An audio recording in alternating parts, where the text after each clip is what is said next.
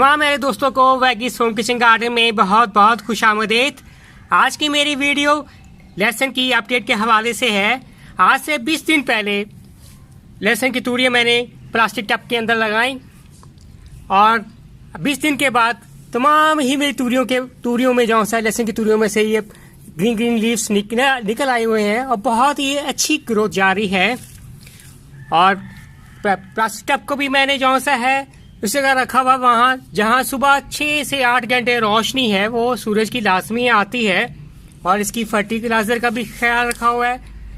20 दिनों में मैंने अभी सिर्फ एक दफ़ा लिक्विड फर्टिलाइजर दी है जिसमें नाइट्रोजन की है जो पोटेंसी ज़्यादा रखी है।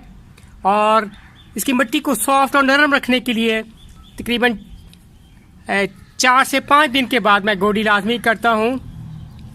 और ये कुछ तो ज़रूरी जो टिप्स मैं आप लहसुन के हवाले से मैं बताना चाह रहा था, अपने दोस्तों को गार्डनिंग फ्रेंड्स के साथ शेयर मैं करना चाह रहा था।